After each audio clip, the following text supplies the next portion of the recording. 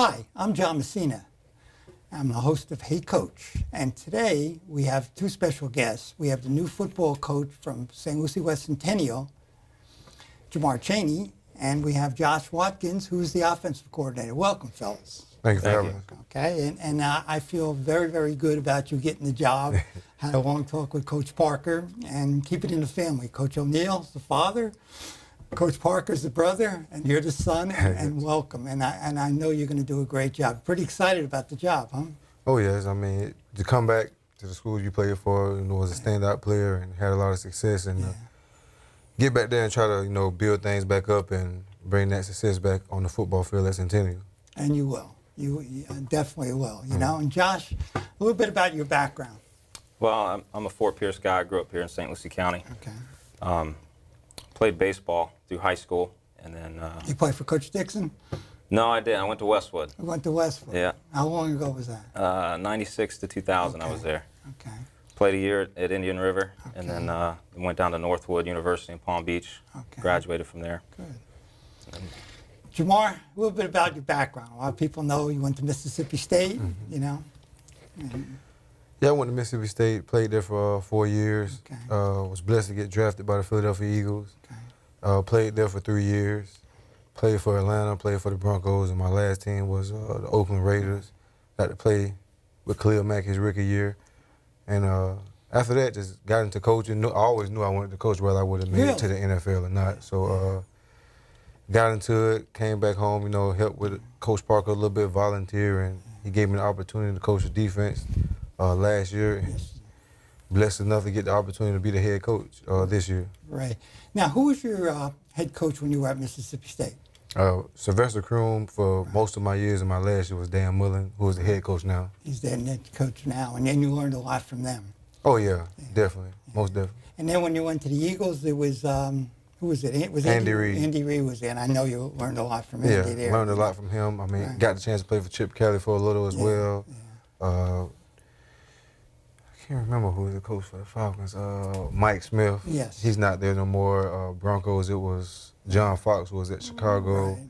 And Tony Sperano was the interim head coach for the Raiders when I was there. Really? When he left the Dolphins, he went out to there, right? Yeah. I'm pretty sure on that, You knew Dak Prescott? Yeah, I knew. Good person, huh? Oh, yeah, real good person. I mean, he's a hard worker. I mean, anytime you see somebody step into the situation that he stepped into with that talent of offense and demand that kind of respect, he's a hard worker. I mean, it ain't just off of talent, but them guys actually probably saw how hard he was training in the off season and in the film room, out there on practice, doing that little stuff that nobody else sees. And how many people passed on him? A lot. He got dressed in the fourth round. Yeah. Fourth round, right? Yeah. They're all regretting it right now. But, the way he answers himself and the way he handles himself, you can say he was very, very well coached by Coach Mullins over there. Just the way he, comes out and promotes himself. He's done a great job, Josh, who was an influence in your life about getting into coaching? Well, I'd say my dad to start. He coached me growing up all the way up through Little League. And like I said, I was a baseball guy. I never coached football, never thought I'd be a football coach. So I'd say the other guy was my cousin, Mike, who was the coach at John Carroll. He's up in the Panhandle now. He's the one that kind of drug me out to football at John Carroll and got me going in football. So, one of the biggest things I always feel about coaching is you got to be a teacher, especially on our level, And I was always in odds with the FHSAA a lot of times. We go to meetings and they have the athletic director sitting there, and we'd have to say, well, you got to tell your coaches rule this and rule this, rule that. And I used to get up and everybody used to cringe because they knew what I was going to say. And I would say, we need classes to teach coaches how to coach. I mean, really, who teaches coaches how to coach? You got to put coaches in situations that are going to happen, all right? Your field goal kicker misses 3 in a row. He's got that 4th one to win the game, okay? What do you do if there's a problem at home with your star quarterback, okay? How do you get ready for the playoffs? Now, football's a little different than any other sport because they're playoffs. They're district or during the year. But in the other sports, how do you get ready for the playoffs? So I was always big, and when Mr. Lannon was superintendent, we almost got it through that we were going to have classes in the county where you would teach coaches how to coach. teachers get evaluated every year, and they have to be upgraded, and they have to get taught the newest procedures and the newest formulas. But coaches, okay, here's your resume. I coached here, I coached here. Okay, you got a job. Are we just filling people with bodies, you know? But I really think that's something that I hope St. Lucie County does. I hope the school system does. I hope the whole state does. Have classes for coaches to teach them how to coach, not just rules, but put them in situations. Because a lot of times I feel we're stagnant. And I know you guys, and I will do this, and I did this when I was coaching. I would go to as many clinics as I could. And rather than listening, and I did listen to the speakers, I would grab other coaches and say, well, how did you do this at practice? And tell me how you did. Not people in our district, because they wouldn't talk to you, you know. But I would steal some of their plans, you know, because they're on your level. And they could tell you. So that's one thing that I would really push on that. Little situation, I had a bunch of people wanted me to ask you, since you were coming on the show and they knew about it. The situation where Antonio Brown took the cell phone video and put it on Facebook right as Mike Tomlin was speaking. How would that have gone off with Andy Reid when you were coaching? He wouldn't have liked it. He wouldn't have liked it, but he probably would have did the same thing as Mike Tomlin and the Steelers did, was have his players back. I mean, it's a big game coming this week, so you don't want to. You want to try to like close that out right there and don't have it lingering on all through the week, you know. So I just think Antonio Brown, he wasn't thinking. He probably was just thinking about himself, and he probably didn't even know Mike Tomlin was talking in the background. He was just in his phone, you know. So I just feel like Andy Reid probably would have handled it the same way, just knowing. Take the player to the side behind closed doors and let them know. I mean, you can't do that kind of stuff, but in front of everybody else, in front of the media, let them know that he has his player back. He made a mistake, but we on to New England, you know. And I thought Mike Tomlin handled it fabulously. He came out right away and did that. It was just ironic that he was just telling his players, you got to keep a low profile. And then Antonio Brown's taking the films right after. But it is a distraction, and you don't need that. Now, if this was in the middle of the year, I could see him sit next game. But you don't want to hurt your team, and they would definitely hurt the team by have him sitting in there, But that's something I hope that never goes down to the high school level, because I could see you guys, kind of getting on a kid, at halftime, and one of his friends takes a video and runs out and hands it to the father of the kid you were talking to. That's something you got to address. I know, we're going to address that. Our situation over in Martin County, we're going to address that too. But again, social media is just, sometimes it's out of control. And we never had this. Josh, how are you going to talk to the kids about social media and what they put on and Well, we've kind of already talked to them a little bit, a couple meetings we've had about the cell phones when the coaches are talking and making sure those are off so they're paying attention. But yeah, we noticed some stuff on the social media, and we, I haven't really gotten with the kids yet about it, but they do have to be careful about it, because that's something big that it's big now, and the college coaches are looking at that stuff. So they need to understand that can affect a lot of hard work that they've put in by posting one thing on the internet there that could affect them later. And they have revoked a few of young men and women's scholarships for what they have found on social media accounts. Again, we need a lot of times to teach the young men, the young student athletes, these things. Sometimes we take it for granted. Okay, put your cell phones away. No, they're not going to do that, okay? You got to really explain to them what are the consequences. Every time they do something, there is a consequence for it and everything. But so your schedule's done, right? Basically, it's the same schedule you had last year. And you said you added, who did you add on to your schedule this year? The first game of the season is Westwood, but the spring game is going to be against Palm Beach Central. And kickoff classic is going to be against Titusville Astronaut. Okay, which is usually a pretty good team up there. Oh, yeah. Palm Beach Central is pretty good. Palm Beach Central is pretty good, too. And now, we were talking outside, the new playoff format, which I wish I could explain to you, but I still don't understand it right now. I know basically it has to do with you're divided into quadrants, okay? Now, there's 8 classes. The lower 4 classes don't have this, okay? They just basically are going to go and they're going to put them in these quadrants. So now you're going to have, I think it's 32 teams are going to qualify in every quadrant rather than regions, they're saying. Now, if you win your district, which there'll be, I think, 16 districts in there, you go, okay? If you don't win your district, then who knows, okay? Basically, it's based on your strength of schedule. So, you know, this year your schedule was done because it's the back year of a 2-year schedule. But next year, when you make your own schedule, here's where the thinking is going to come in. Who do you want to play? We're going to play somebody really tough and try to get extra points for beating them, or are we just going to pile up the wins and see how we go? You know, the team that you might beat in the beginning of the year, who's 3-0, at the end of the year, they might be 3-7. So it's almost like, boy, when I beat somebody or whoever I play, boy, I got to root for them next game, except for your district teams. And you're an extremely tough district. Yeah. Okay, I mean, I say it's outside of Miami, it's one of the toughest districts in the state. You have Vero, who's perennial, you know, been there every year. Treasure Coast had an outstanding year this year. They beat the #1 team. Osceola was in, who did they beat? Osceola. Yeah, they beat Osceola the Yeah, first they round were of playoffs. the #1, right? They were undefeated. Yeah, they was #1 in the 8A. In 8A, they beat them in Osceola. And then you had Central, who had a little bit of a down year for Central, being 6-4, but you're usually going to be very good, you know? So you figure, geez, I got to knock out 2 of them, or under this new format, who knows how you're going to go on that, you know? But what's your basic approach? When you had your first meeting with the players over at Centennial, what did you try to present to them? And basically, just a new era, just changing everything. You know, we're gonna go out there, and it doesn't matter who we play. We're not worrying about the new playoff schedule. With me, I mean, it's not necessarily trying to play the easiest teams or this or that, but it's trying to. The ultimate goal is state championship. I mean, I'm not a coach that agrees with just focusing. We won 2 games last year, so a 4-win season is a successful season. Now, the sky is the limit for me, and I want them to see like that too. Aim for the sky.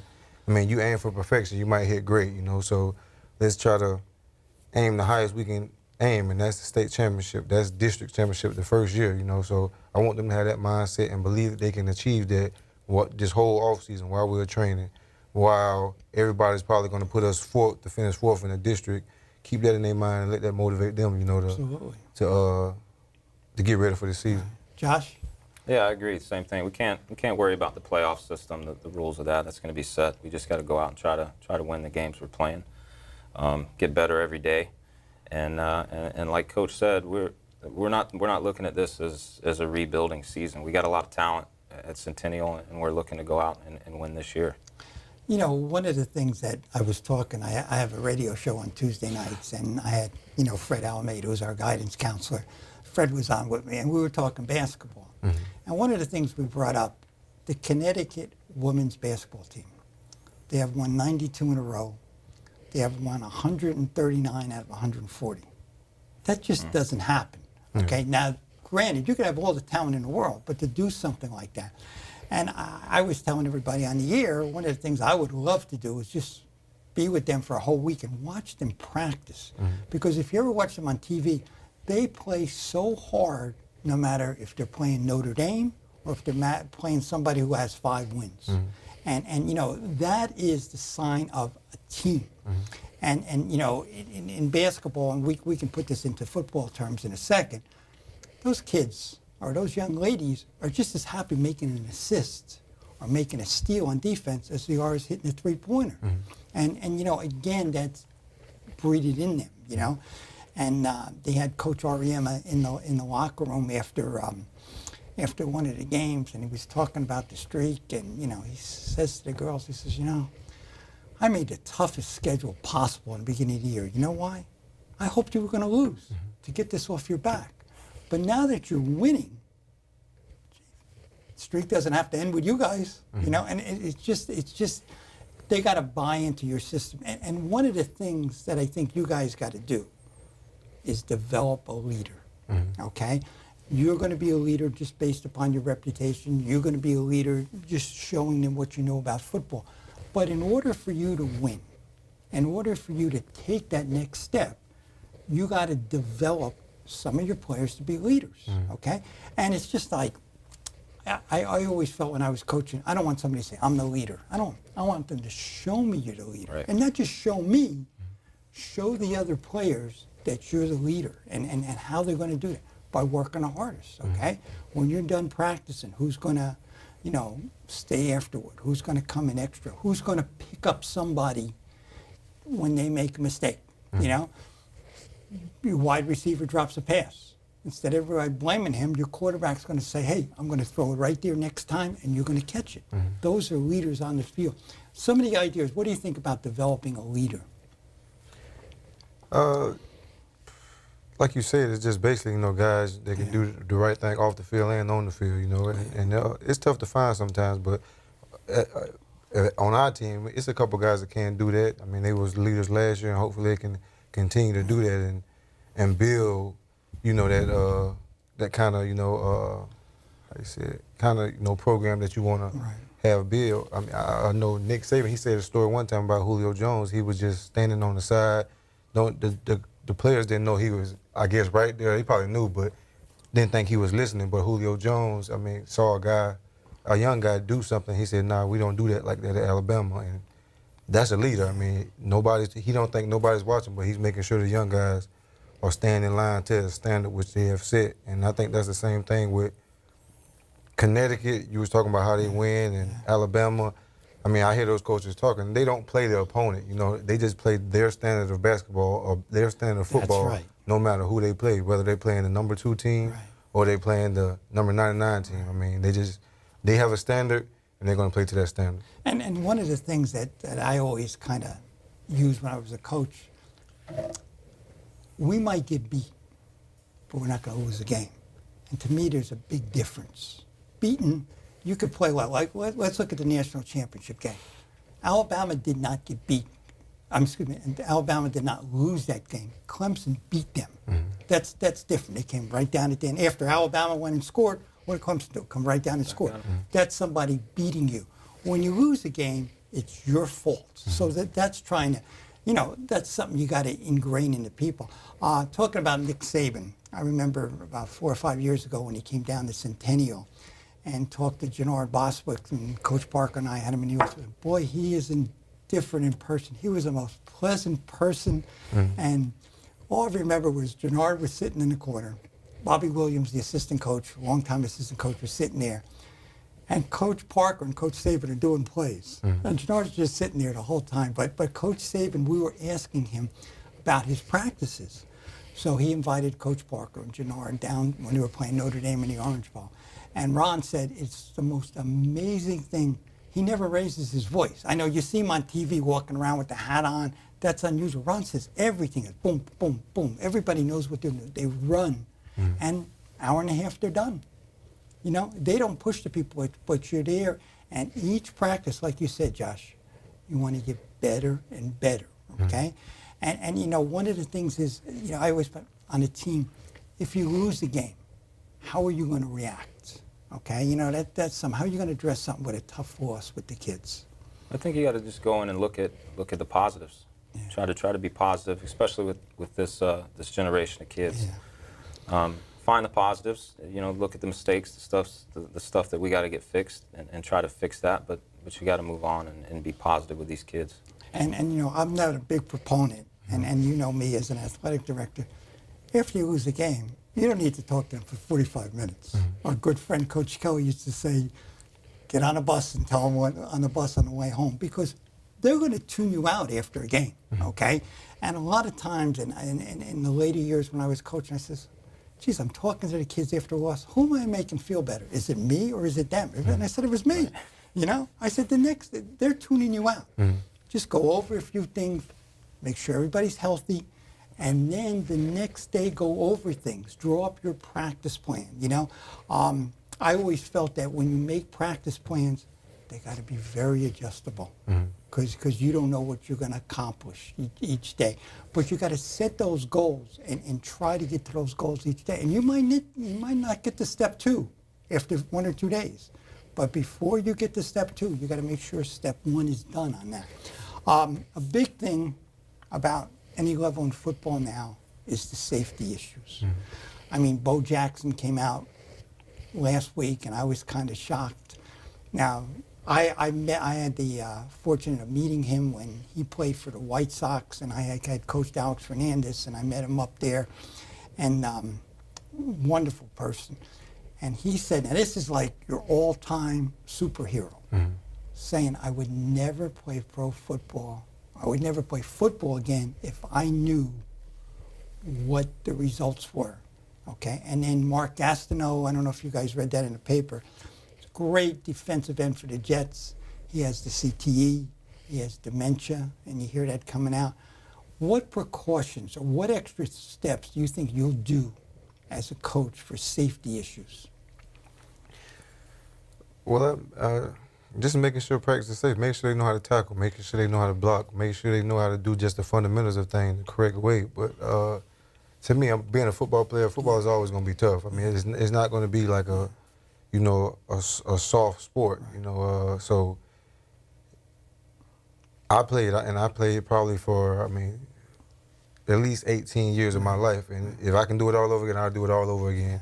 And I actually had surgery. I had a surgery on my ankle, surgery on my right knee, and surgery on my neck. And if I can start over, I will play football again. I mean, I didn't grow up on Bo Jackson. I mean, I grew up on Ray Lewis, and I'm pretty sure he'll play it again. I grew up on Warren Sapp, Deion Sanders, and those guys still kind of involved in football, and I'm pretty sure they will do it again. So it's always going to be a tough sport, it just comes along with the game, but that's why football stadiums have so many seats, because everybody loves to come watch football.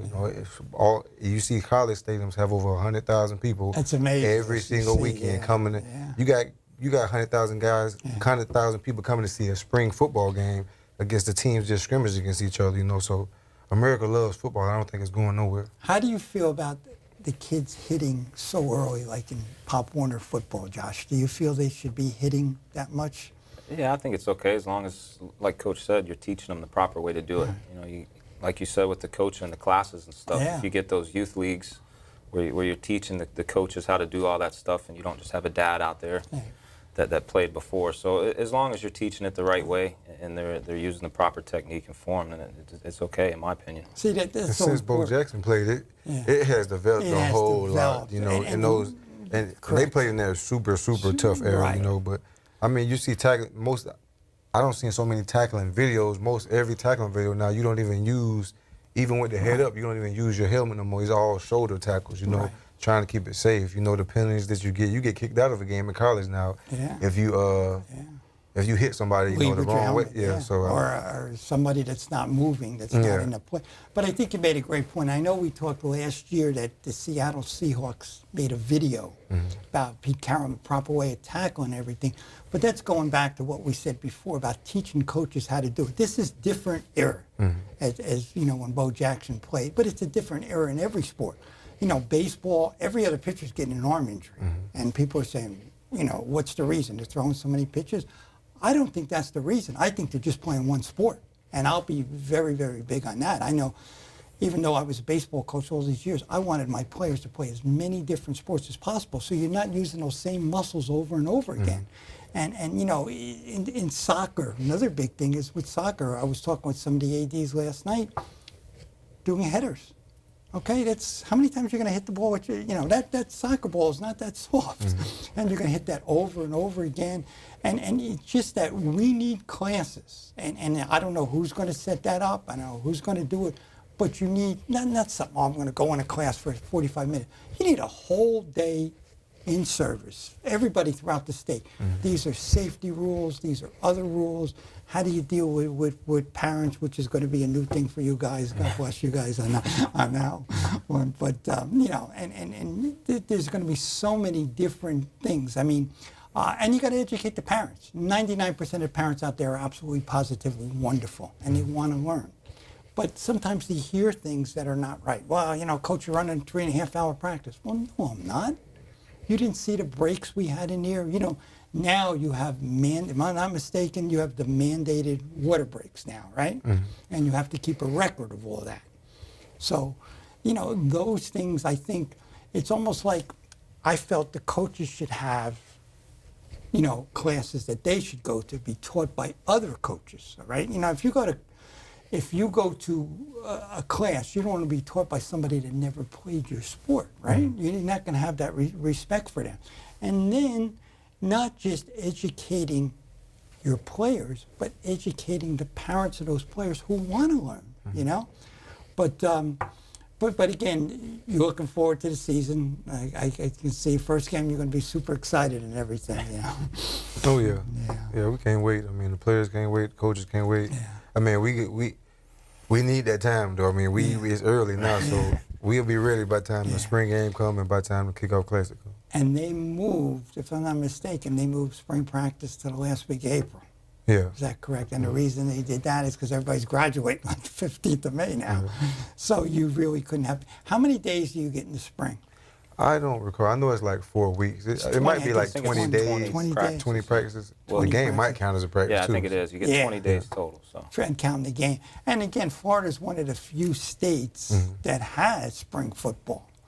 And you know, again, there's good and there's bad parts of it. Some of the good parts is you keep the kids or you acclimate them to the weather. And that's another thing. You know, when you guys start in August, it can't be any hotter any place in the country than here. And you got to work on the dehydration, you know. You got any plans for that or any plans how you're going to set that up? Oh, yeah. I mean, I play, it's probably not as hot as Florida, but it can get hot in Mississippi. And just the experiences I don't have playing in the NFL and the things that we used to do and the things that we used to do in college and I mean, some of the things I've learned from Coach Park and Coach O'Neill as well. So I've been around my share of football and I knew what made me comfortable as a player, so I try to incorporate some of those things with the players that I coach. Right, and you learned a lot of things with Coach Mullins and Coach Reed down the road too, you know. Josh, is there anybody that, you know, you said your dad was one of your coaches, anybody else that kind of influenced you into coaching? Yeah, it's my college coach. Well, a couple of them. I was the guy that they always told that, you know, you're gonna be a good coach one day, kind of nudging you that way, which you don't want to necessarily want to hear while you're playing. But I kind of knew all along I wanted to stay in sports. It's just all I've ever done. So, you know, once you get to that point where you start to realize that you know, your playing days are pretty much over, and you start to think about the coaching stuff. But I would say for sure I had a couple coaches in college that really pushed me toward that. Good. Well, I want to thank you guys for coming on. You know I'm going to be rooting for you. Oh, yeah. Okay, I'm not supposed to. When I do the games on the radio, I got to keep my neutrality, but it's hard to do. But I'm very happy that you guys got the job, and you know I'm always here for you, and you'll do well. You'll do well. Just Appreciate that. be yourselves, and you'll do well, and teach the kids, and you'll do well. Okay. And I'd like to thank everybody for watching another edition of Hey Coach.